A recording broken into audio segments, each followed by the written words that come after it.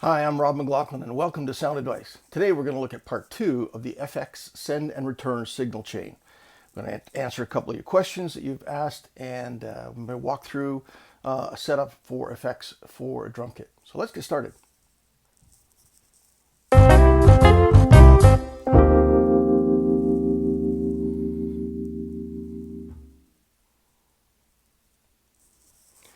All right, so when we talked in our last session, we were looking at FX1 and I had two microphones, two singers.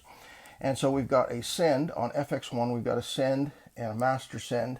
And then we were returning, if I look at my return, FX1 return, in FX1 we were returning it into left and right, we were returning it into mix 1, mix 2, and into mix 9 and 10. That happened to be for, we said that was for an in-ear monitor user.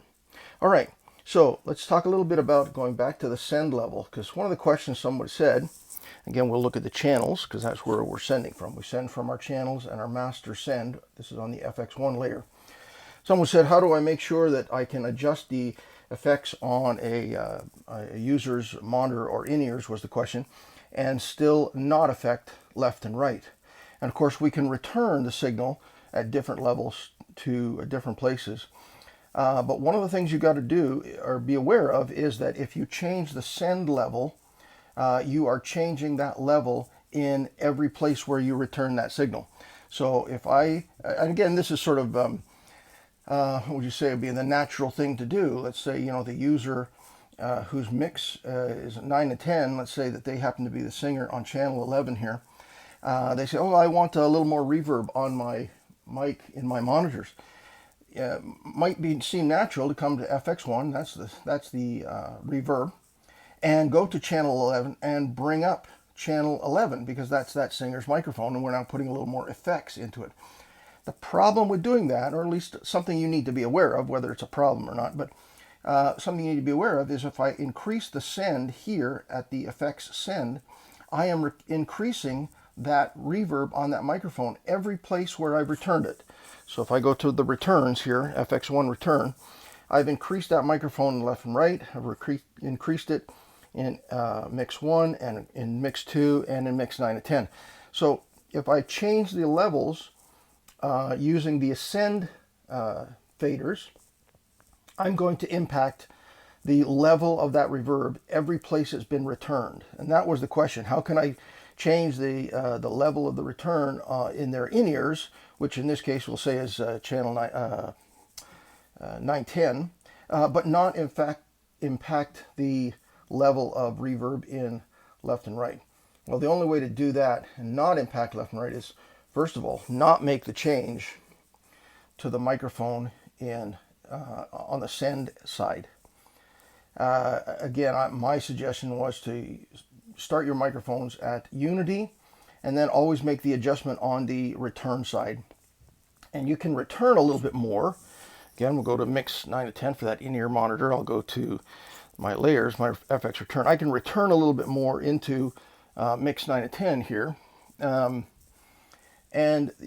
typically that user will be happy. If that's not going to be enough, then we've got to look at, how we set things up a little bit differently. We might have to use a separate mix for that particular user. Anyway, just be aware, if you change the channel levels on the send, on the effects send, you impact every place where that signal has been returned. All right, one of the other things we wanted to do was to set up an effects from scratch. So let's go ahead. We're going to select FX2. We're going to assign this to a drum kit. So let's go over to our little screen here. And if I go to FX2, I've selected FX2 on my layer, and I see now here's the FX2, and I've got the default happens to be a delay. Well, in this case, I don't want a delay. I want to set up a reverb for a drum kit. To change the reverb here, I simply select the function button. That's my library of all of the effects that I have, and you can see it's currently set to a delay. So I can simply select reverbs, and again, if I touch this column, I can use the knob to move up and down. But I'm going to select a reverb, and then I'm going to come over to the library side and choose the type of reverb I want. Now again, I'm setting up a reverb for a drum kit. This is entirely subjective. You know, you pick what works best for you. In my case, I'm going to start with plate reverb. There happens to be a plate reverb for snare. There's also one for percussion. Again, you decide what works best for you. I'm going to start with the, I'll use the one for snare because that's pretty common. So I've got reverb, I've got my plate snare, and then I select recall. And now you'll see here in Effects 2, this I now have a reverb for Effects 2, and it actually says here plate snare. Okay, so let's then go back to our layer. Now I can go to the Effects 2 layer, pardon me, there's Effects 2. And in Effects 2, I'm going to start with my drum kit. Now, my drum kit happens to be set up on the first 8 channels. So I've got, and I'll just run through them here, the kick, snare, what do we got, hi-hat, 3 toms, 2 rack toms, and a floor tom, and 2 overheads. So that's my 8 channels of my drum kit that I'm going to assign. Again, I'm assigning them here on the FX2 layer. Again, very subjective.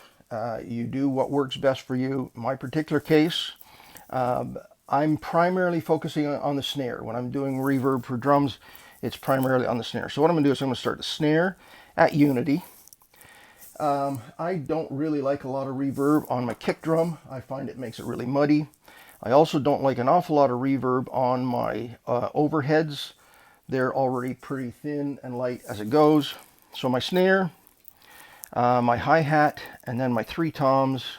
And again, very subjective. You mix these as you will, but you can set those at different levels, okay, as opposed to the microphones where we set them all at unity. In this case for drum kit, because I know I've already got very different signal levels from my drum kit, I want to focus on the snare, a little bit less on the hi-hat, maybe on the toms. You set it as you choose. Again, the last thing now, we've got channel levels. You know, we've mentioned the fact we've got to have a send, master send level. Again, we're on FX2. This is sending to the FX2. Now the return. The return works exactly the same way as we returned for those vocal mics. I can go to left and right, go to my upper layer, FX1 return. Now it's going to be FX2 return, pardon me. Yeah, because now it's getting FX2 return. And I can add the amount of reverb that I want for the drum kit right here. And, you know, on mix 1, that's that monitor wedge for one of those singers. You know, I'm probably not going to put any drum reverb in that monitor. They're probably standing not that far away from the drum kit. They don't really need to hear the reverb. Same thing with mix 2. Don't need any drum reverb. FX2 return. Don't need any drum reverb there. Maybe the in-ear, you know, wants to hear a little bit of the reverb just to create some space. And essentially, that's how we're going to create effects send return for that drum kit. All right, a couple of gotchas that you need to be aware of, by the way, on your returns. It's always important to have an eye on your return.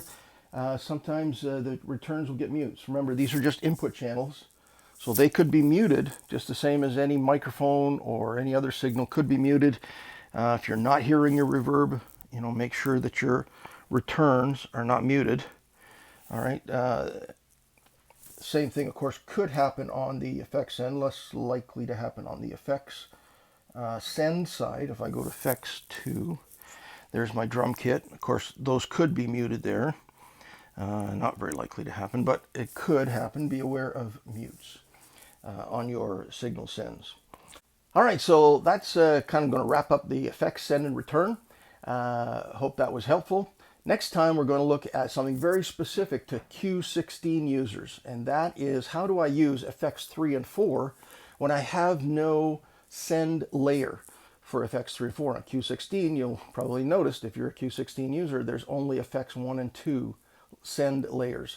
How do I use 3 and 4 on a Q16? We're going to cover that next time. Again, thanks for reading us. Hope you'll join us then. Thanks, bye.